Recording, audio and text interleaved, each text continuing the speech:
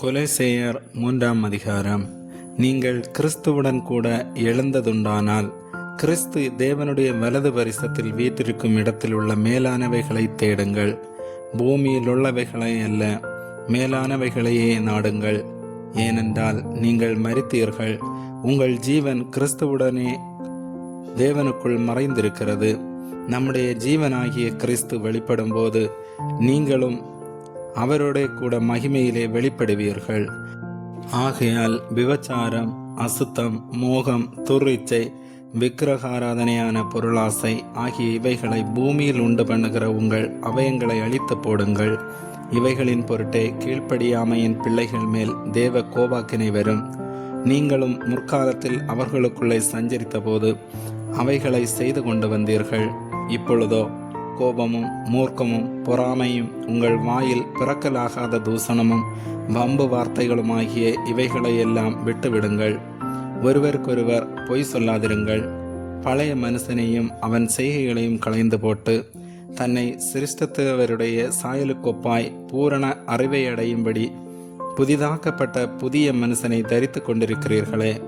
அதிலே கிரேக்கன் என்றும் யூதன் என்றும் இல்லை, விருத்த சேதனம் உள்ளவன் என்றும் விருத்த சேதனம் இல்லாதவனும் என்றும் இல்லை, புறஜாதியன் என்றும் புறதேசத்தான் என்றும் இல்லை, அடிமை என்றும் சுயாதீனன் என்றும் இல்லை. கிறிஸ்துவே எல்லாரிலும் எல்லாவுமாய் இருக்கிறார். ஆகையால் நீங்கள் தேவனால் தெரிந்து கொள்ளப்பட்ட பரிசுத்தரும் பிரியருமாய் உருக்கமான இரக்கத்தையும் தயவையும் மனத்தாழ்மையையும் சாந்தத்தையும் நீடிய பொறுமையையும் தரித்து கொண்டு ஒருவரை ஒருவர் தாங்கி ஒருவர் பேரில் ஒருவருக்கு குறைபாடு உண்டானால் கிறிஸ்து உங்களுக்கு மன்னித்தது போல ஒருவருக்கொருவர் மன்னியுங்கள். இவை எல்லாவற்றின் மேலும் பூரண சற்குணத்தின் கட்டாகிய அன்பை தரித்து கொள்ளுங்கள். தேவ சமாதானம் உங்கள் இருதயங்களில் ஆழக்கடவது. இதற்கென்றே நீங்கள் ஒரே சரீரமாக அழைக்கப்பட்டீர்கள். நன்றி அறிதலுள்ளவர்களுமாயிருங்கள். கிறிஸ்துவின் வசனம் உங்களுக்குள்ளே சகல ஞானத்தோடும் பரிபூரணமாக வாசமாயிருப்பதாக. சங்கீதங்களினாலும் கீர்த்தனைகளினாலும் ஞானப்பாட்டுகளினாலும் ஒருவருக்கொருவர் போதித்து புத்தி சொல்லிக்கொண்டு உங்கள் இருதயத்திலே கர்த்தரை பக்தியுடன் பாடி வார்த்தையினாலாவது கிரியையினாலாவது நீங்கள் எதை செய்தாலும் அதையெல்லாம் கர்த்தராகிய இயேசுவின் நாமத்தினாலே செய்து அவர் முன்னிலையாக பிதாவாகிய தேவனை ஸ்தோத்திரியுங்கள். மனைவிகளே, கர்த்தருக்கு ஏற்கும்படி உங்கள் புருஷருக்கு கீழ்ப்படியுங்கள். புருஷர்களே, உங்கள் மனைவிகளில் அன்பு கூறுங்கள், அவர்கள் மேல் கசந்து கொள்ளாதிருங்கள்.